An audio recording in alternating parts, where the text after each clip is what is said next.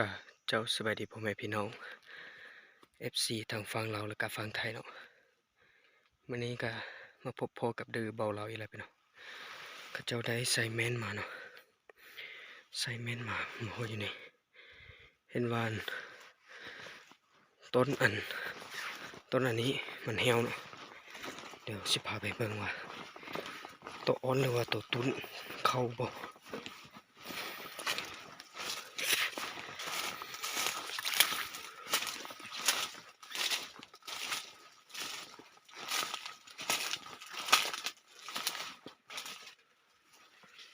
พี่น้องเข้าเร็วพี่น้อง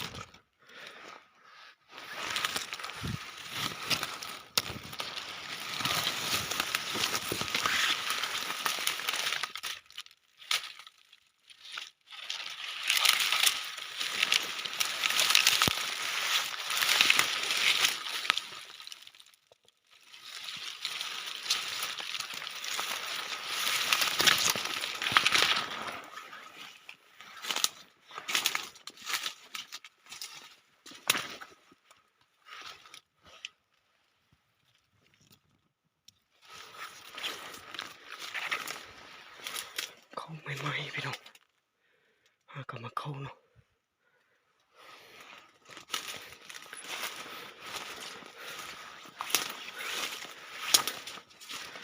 โอ้พี่น้องหากลับมาเข้าเจ้ามาใส่แม่นเนาะโอ้ให้จะได้ดีวะพี่น้อง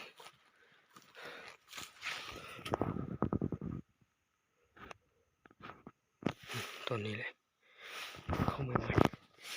ๆเดี๋ยวไปเอาโจกเอาเสียมแล้วกันสิมาลงขุดเบิ่งเนาะว่าสิได้หรือบ่ได้ห้าก็มาเข้าเนาะพี่น้องโอ้คนไม้เลยเดี๋ยวก็เจ้ากับเพื่อนไปเอาโจกเอาเสียมเมียก่อนเจอกันเนาะพี่น้องไม่แล้วพี่น้องไปเอาปะก่อนเอาโจกเอาเสียมโอ้มากับหมูเนาะแม่นบ่ เท่าไหร่ครับ แม่นบ่ เออเเว้ยใช่หรอ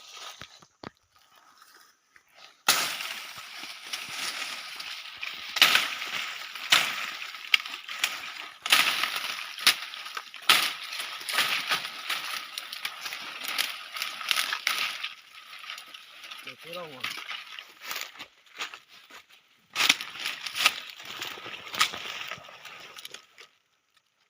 ตัวไม้เลยขนน้อยเนาะใช่นี่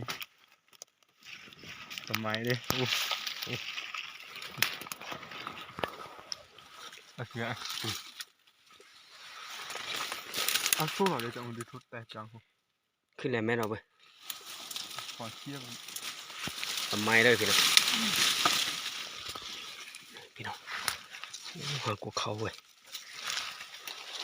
เจอกันป้าอุดิบ้าเอาทำงาน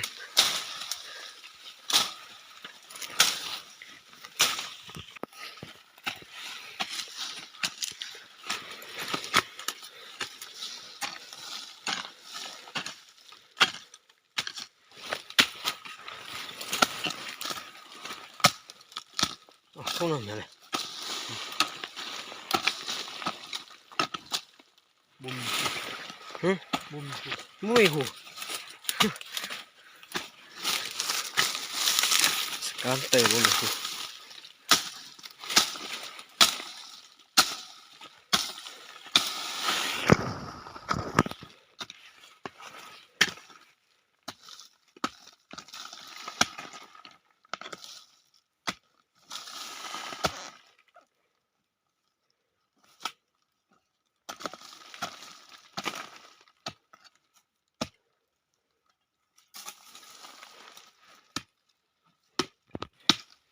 กำลังหาหูอยู่นะพี่น้อง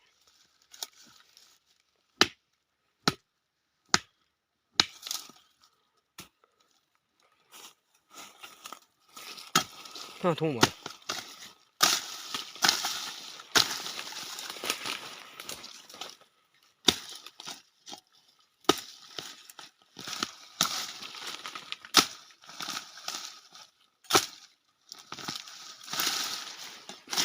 เอา โอ้เห็นแล้ว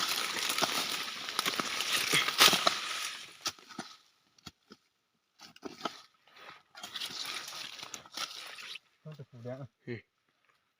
เอาเปล่ามาสิ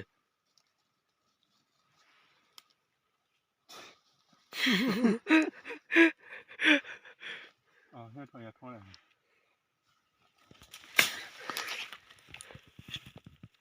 บนนอนเนาะพี่น้องเห็นบนนอนแล้วเสียวอกใหม่เบิ่ง ใช้ติ๊กเกอร์มาถือเลย พี่น้องว่าอะไรสิพี่น้องจะได้เสีย มันนี่ของมัน เข้าไปขึ้นไปทำกันละ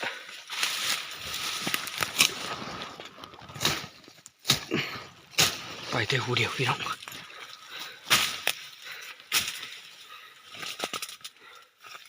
มึงขี้ไงมึงไงได้บ่ได้ลุ้นเบิ่งเนาะพี่น้องหมูเป็นกำลังทำความสะอาดบนขุดไปเนาะเดี๋ยวข้าเจ้าลองสิขุดเบิ่ง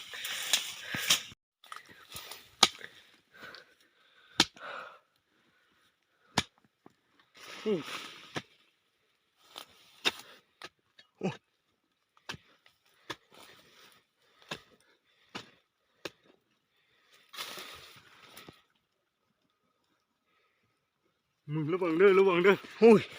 เบิ่งทั้ง ขึ้นถึงพี่น้องโอ้มาแล้ว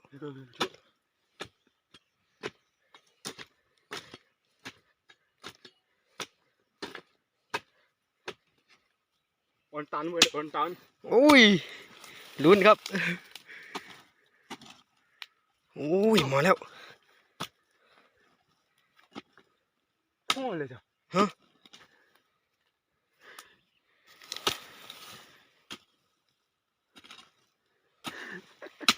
มาแล้ว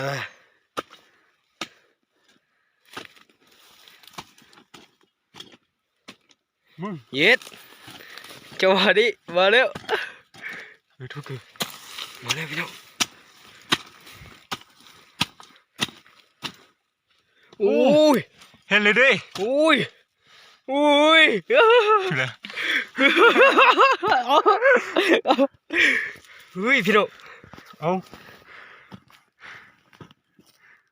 เย็ด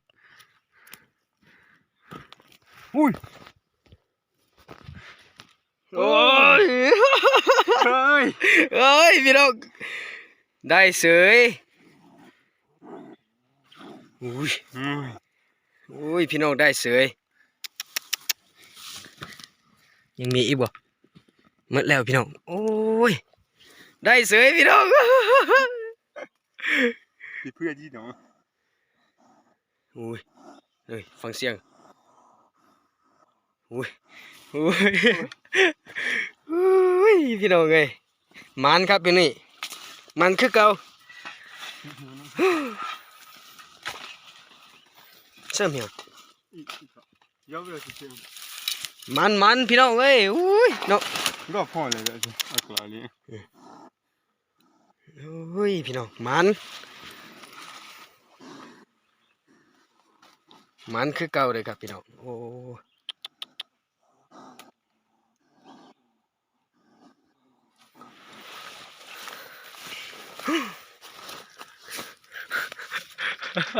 เบิ่งโมสุดยอด มันคือเก่าพี่น้อง เจ้าดิน่าเสียน้องหาถือเราไม่ขาดเลย เจอกันคลิปหน้าพี่น้องเอ้ย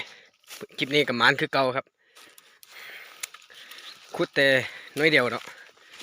ได้ละเจอกันคลิปหน้าเด้อครับพี่น้อง